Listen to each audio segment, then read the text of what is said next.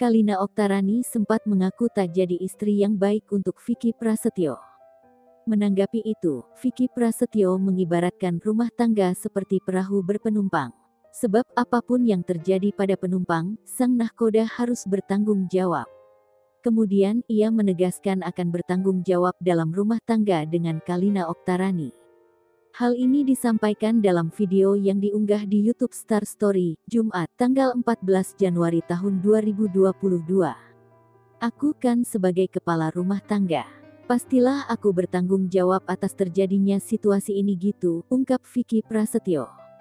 Vicky Prasetyo seolah membantah apa yang telah diucapkan Kalina Oktarani beberapa waktu lalu.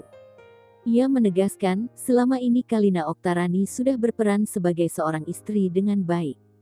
Kalau Kalina mah sebagai seorang istri dia sudah memposisikan dirinya cukup baik, lanjutnya.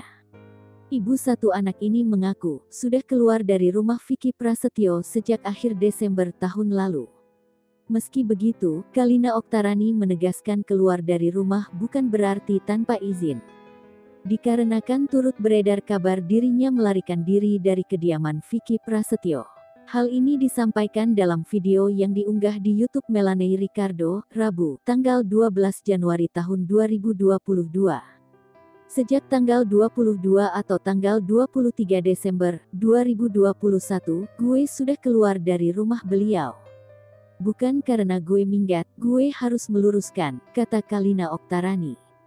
Kalina Oktarani menjelaskan, keputusannya tersebut karena memang sudah seharusnya terjadi. Tapi lebih karena memang sudah seharusnya gue pisah.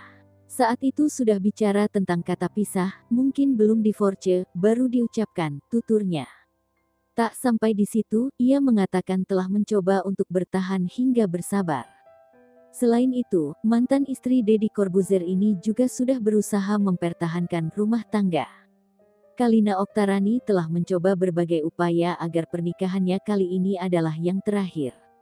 Lantaran diketahui, pernikahan dengan Vicky Prasetyo merupakan yang keempat kalinya.